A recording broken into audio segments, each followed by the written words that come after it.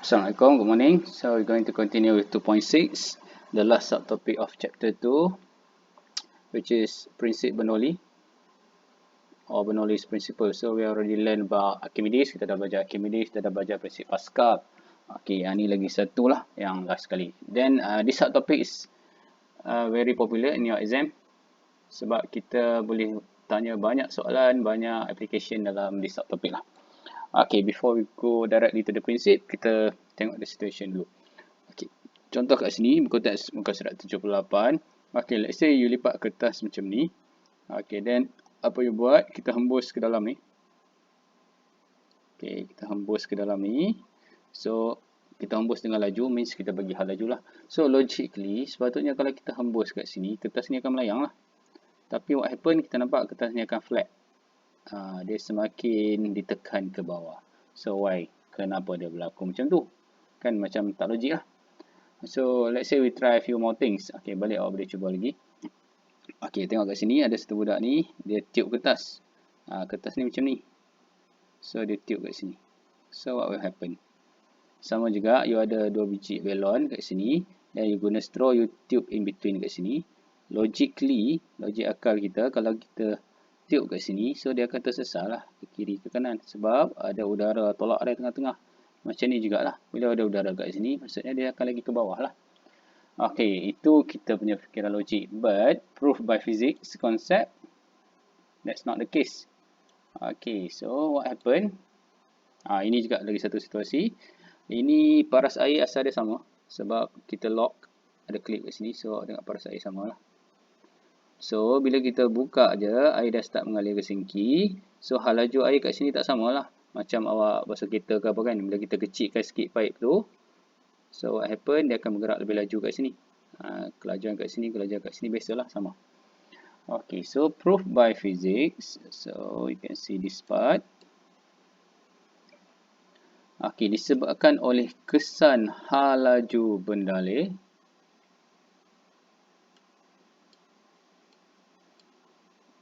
Okay, hal laju bendaleh, first thing kena ingat, bendaleh tu bukannya liquid lah. Benda yang mengalir means boleh jadi udara, boleh jadi cecair lah. Okay, bendaleh. Kalau solid tak boleh mengalir lah. So, disebabkan oleh kesan hal laju bendaleh terhadap tekanan dalam bendaleh, pengaliran udara dengan hal laju yang tinggi menghasilkan satu kawasan bertekanan rendah berbanding tekanan di sekeliling. Okay, asal dia tekanan kat kawasan ni sama dengan tekanan kat kawasan ni. So, bila kita bagi satu hal laju, bendaleh tu bergerak lebih laju. So, bahagian atas ni, sebab hal laju ke atas, so bahagian atas ni tekanan dah jadi rendah. So, bila tekanan kat sini jadi rendah, tekanan kat sini nampak macam tinggi lah. So, dia akan tolak ke atas. Okay, let's say tekanan asal kat sini 100 Pascal, kat sini 100 Pascal. So, bila you blow, you tiup kat sini, tekanan kat sini dah jadi rendah. Kat sini, let's say jadi 50. So, seolah-olah ini lagi tinggi pada yang ini. So, sebab tu dia terangkat ke atas. Sama juga yang ini. Okay, balon ni duduk macam ni. Kita bagi udara kat sini. So, tekanan kat sini dah jadi rendah. So, tekanan kat sini dah tinggi. Tekanan kat sini dah tinggi. So, dia akan tolak. That's why dia merapati. Okay, itu prinsip Bernoulli. Okay, the same goes to this situation. Okay, yang tadi tu, asal dia sama. Asal dia sama sebab air tak mengalir. So, bila air dah mengalir, kat sini air mengalir, ni tekanan asal dia. Kat sini, sempit. So, air mengalir lebih laju. Bila air mengalir lebih laju, maksud dia tekanan kat kawasan ni lebih rendah, tekanan kat sini nampak lebih tinggi. So, dia tekan terus air ke bawah lah. Kat sini, dia slow sikit daripada sini. Tapi lagi laju daripada yang asal lah. Dia slow sikit, so tekanan dekat sini kurang sikit. So, dia tekan kat sini je. Ini dia tekan sebab habis. Okay, so this principle is very popular bila kita nak bina daya angkat. Okay, awak nak buat kapal terbang, sayap kapal terbang tu memainkan peranan lah. Kalau pernah naik kapal terbang, awak tengok kapal terbang masa dia nak landing, masa dia nak take off. Okay, sayap dia kat sini akan berubah-ubah sikit angle dia. Okay, so baru kita masuk prinsip Bernoulli. So, prinsip Bernoulli kata apa? Prinsip Bernoulli states that bahawa apabila hal laju pengaliran suatu bendaleh bertambah, tekanan dalam bendaleh akan berkurang atau sebaliknya. Okey, so kita ringkaskan. Maksudnya apabila H laju V, H laju tinggi dalam bendalih P tekanan akan berkurang. Ataupun kalau H laju rendah, tekanan bertambah. Okey, so ini prinsip Bernoulli. So make sure you can understand. Ini understand, faham, means benda ni berlaku dalam bendalih sahajalah. Okey. We have a lot of situation. Okey, sebelum kita cerita pasal kapal terbang, okey, saya nak tanya awak, pernah tak you face ataupun you pernah tengok satu situation bila orang accident? Let's say kita ada satu bas, okey, bas sekolah ke, bas ni pun bawa laju lah. Lepas tu ada mak rempit seorang kat sini, okey, naik motor rempit. So, asal dia tekanan dia sama. Tiba-tiba awak tengok kat depan ni ada accident. Motor ni masuk dalam ni. Perbom. Siapa? Okey, itulah prinsip Bernoulli. Sebab apa? Dia bawa, mak rempit ni bawa laju. Bila dia bawa laju, tekanan dia dah jadi rendah. So, automatik dia akan tersangkut. Tekanan kat sini, asal dia sama. So, bila dia bawa laju, tekanan dia jadi rendah. So, dia akan merapat kat sini. Termasuk perut dalam ni. So, ini sebenarnya prinsip Bernoulli lah. Jangan kata ada jin tolak lah. Nampak ada lembaga apa, tiba-tiba jatuh. Sama juga kalau kat stesen kereta api, awak naik LRT ke apa, stesen kereta api. Okay, this is the railway, ni kereta api kat sini. So, dia ada buat line kuning kat sini. So, dia kata, jangan duduk kat kawasan ni, duduk belakang. Jangan bertegak, berotong kat belakang ni. Sebab apa? Bila kereta api ni sangat-sangat laju, asal dia tekanan sama, kereta api tak main lagi. Bila kereta api dah main, sangat-sangat laju kat sini. So, ruang kat sini, tekanan kat sini akan jadi rendah. So, kita akan tertarik ke sini. Sebab tu terplay on masuk. Kena langgak kereta api. So, kalau tak belajar fizik, dia kata apa? Jin tolak. Macam tu lah. Okay, so this is the Bernoulli principle. Application of prinsip Bernoulli. Okay. Now, cerita pasal prinsip Bernoulli, kita kena belajar what we call daya angkat ni. Okay, daya angkat ni menyebabkan cerita pasal kapal terbang. Okay, contohnya. Tengok gambar kapal terbang kat sini.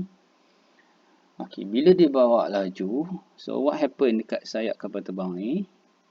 Okay. Bila dia laju, tekanan kat sini, ni laju, tekanan kat sini akan jadi rendah. Bila tekanan kat kawasan ni jadi rendah, automatik tekanan kat sini jadi tinggi. Tu yang menyebabkan kapal terbang tu boleh terangkat. Okay, so kalau you salah pasang kapal terbang, dia sayap dia terbalik, tak terangkat lah.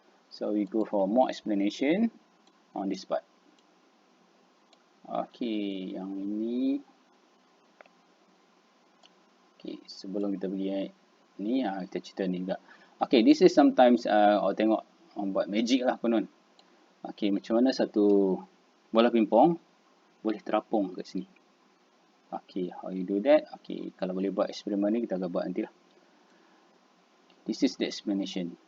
Okay, nampak macam floating. Okay, what happen? Bila ada udara mengalir kat sini, okay, apa yang kita nak buat sekarang ni? Kita nak menghasilkan daya angkat.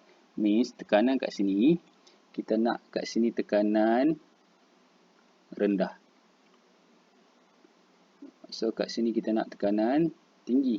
So, dia akan tolak bola pingpong ni kat atas. Nampak macam floating lah.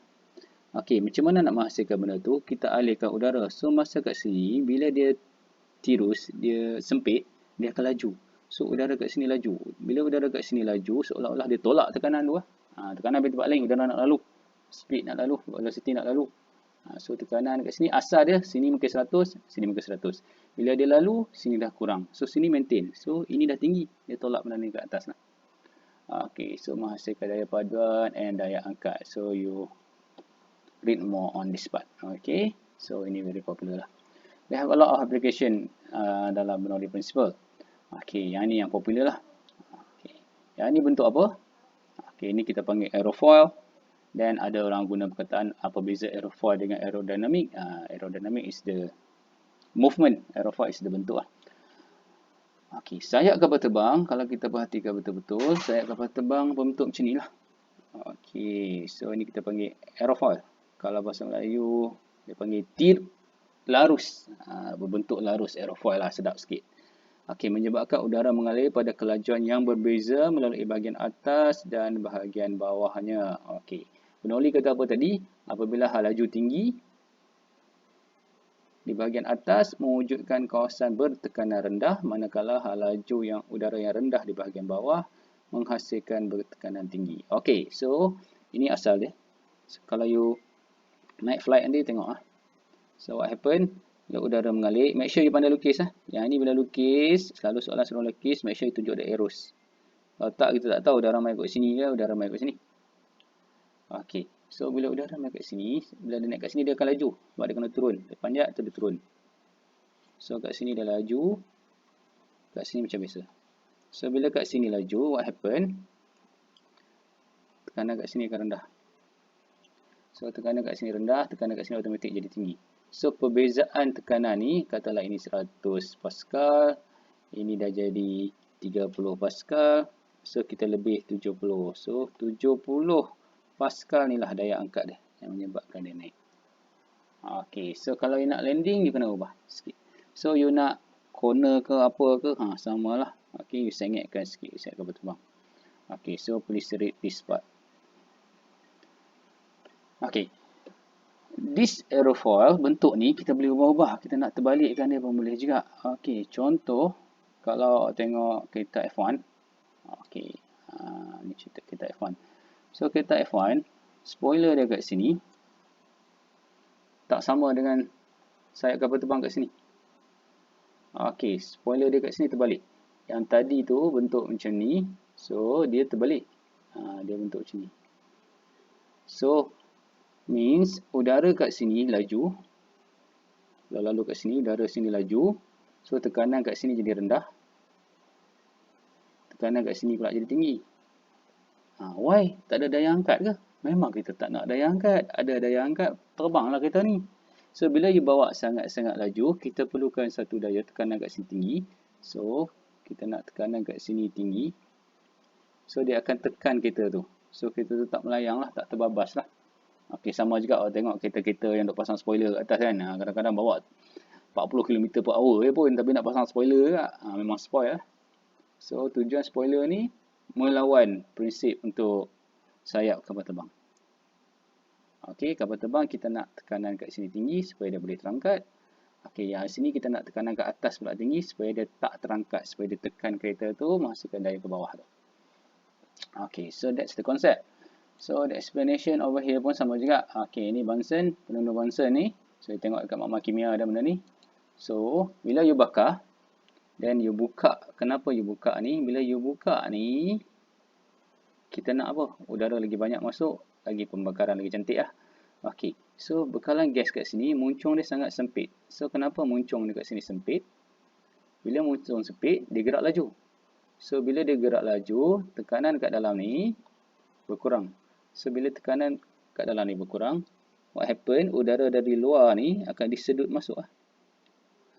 Dia macam konsep vacuum cleaner, sama juga. So sebab tu dia spin laju-laju supaya tekanan kat sini kurang, so dia boleh sedut udara, sedut kotoran-kotoran tu masuk. Okay, so that's the explanation of Bernoulli's principle. Okay, sepakkan bola melengkung pun sama jugalah. Okay, bila sepak bola, you bagi speed tinggi, bagi dia spin sikit. Bila dia spin, hal laju kat keliling dia tu berkurang. So tekanan kat luar ni akan tolak dia. So tiba-tiba is unpredictable lah, the movement of the ball. Okay, so prinsip Bernoulli ni,